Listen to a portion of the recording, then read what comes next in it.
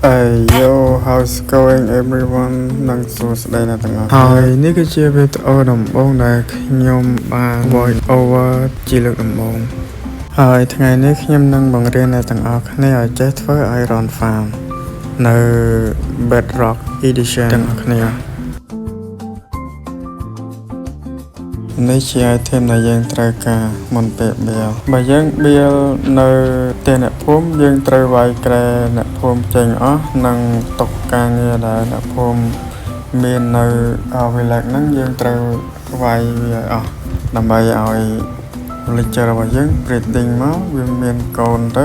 វាឲ្យធ្វើតុកការងារ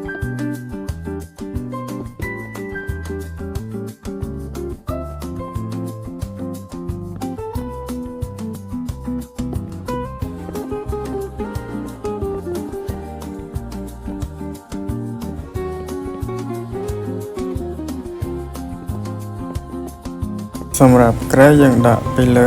5ក្រោម5ខាងនោះ5ខាងនេះ5សរុបទាំងអស់20ក្រែអ្នកទាំងអស់គ្នាអាចយកវិធីនេះទៅសាកល្បងបានដោយសារវាដំណើរការ 100% នៅ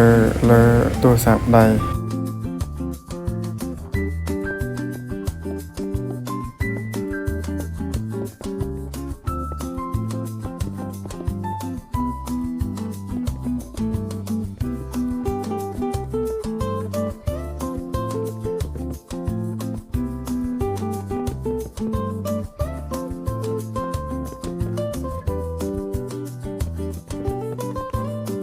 បន្ទាប់ពីយើងដាក់ក្រែអីអស់ហើយយើងក៏បន្ទាប់ដាក់តុកការងាររបស់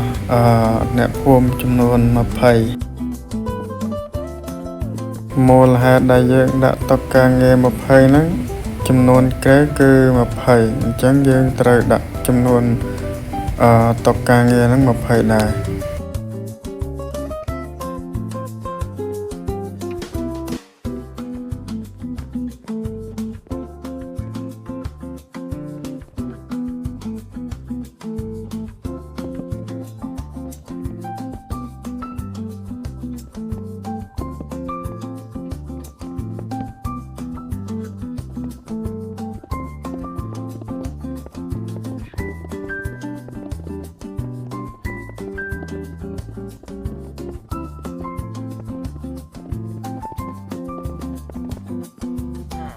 ពេលយើងបានជាងហើយយើង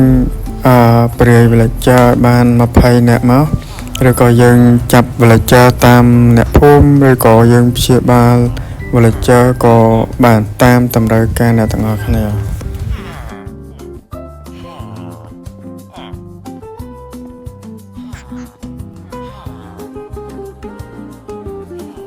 ចំណែកឯដែលចំណែក villager ណាដែលអត់មានការងារទៅយើងសម្រាប់ចោលទៅឬក៏ baby villager ហ្នឹងវានៅតូចយើងកាប់ចោលទៅបើយើងខ្ជិលយើងចាំឲ្យវាធំទៅដល់វាធំវាអាចនឹងធ្វើការ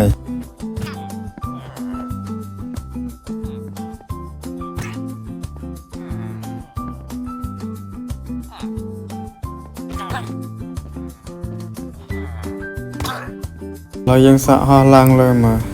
ឃើញអត់ spawn មួយបាត់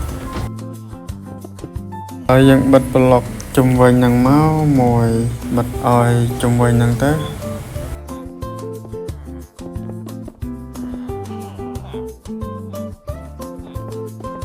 បាទអ្នកទាំងអស់គ្នាចូលចិត្តវីដេអូនេះសូមកុំភ្លេចជួយចុច like និងជួយចុច subscribe ព្រោះអី subscribe គឺ free សម្រាប់អ្នកដែលចូលចិត្តវីដេអូនេះ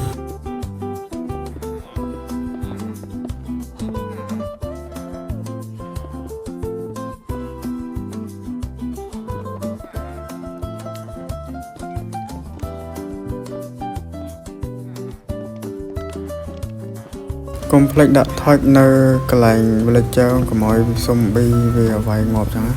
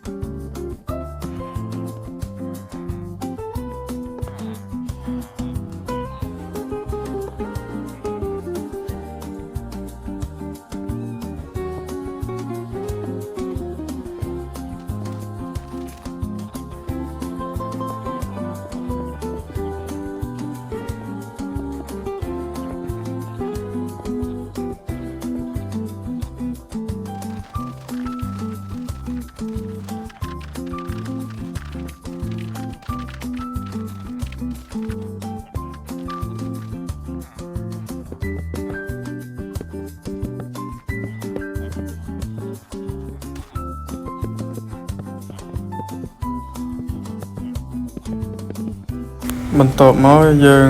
ដាក់សាញពីលើមួយដាក់សាញទៀតដាក់សាញរហូតដល់ចិត្តដល់ប្លុកដាក់សាញជុំវិញនឹងមកដូចជាខាងក្រោម3ខាងកណ្ដាល5ខាងចិត្តកន្លែងហប់ហឺនោះ7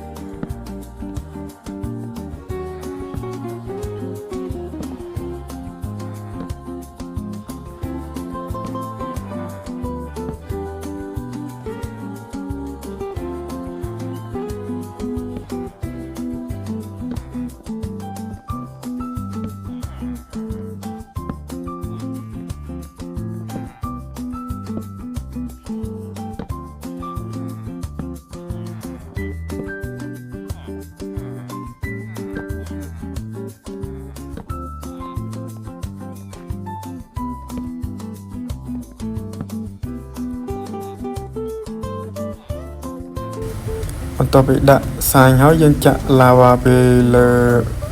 សាញនឹងពីលើទៅដើម្បីឲ្យវាហូរចាក់ទឹកទាំងសងខាងទៅដើម្បីឲ្យអាយរ៉ុនកូឡុំហ្នឹងដល់ពេលដែលវាឆេះឡាវ៉ាទៅឆេះទៅវាធ្លាក់អាយរ៉ុនចូលហប់ហើនេះជារូបរាងយើងមើលពីលើដែលយើងដាក់សាញហើយបន្ទាប់មកយើងឈូសឆាយដីវាមានចម្ងាយ5ប្លុកកុំភ្លេចធ្វើផ្លូវចុះផងដើម្បីមកយកអាយរ៉ុន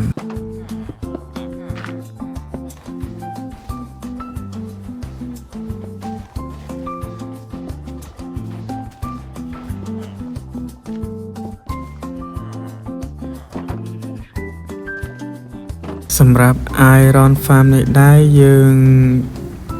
ងាយស្រួលសម្រាប់ដែលយើងខ្ជិលទៅម៉ាញ Iron ក្នុងខែវដែលងងឹតដែលយើងអ្នកដែលខ្លាចសំបេអញ្ចឹងយើងធ្វើ Iron Farm ហ្នឹងត្រូវហើយបន្ទាប់ពីយើង AFK ចំនួនរាប់លានម៉ោងមកយើងមកមើលតើ Iron របស់យើងបានប្រមាណលានបើគិតថាវីដេអូនេះមានប្រយោជន៍សូមកុំភ្លេចសាប់ហ្នឹង Subscribe នៅទាំងអស់គ្នាគិតអីហ្នឹងជួបគ្នានៅវីដេអូបន្ទាប់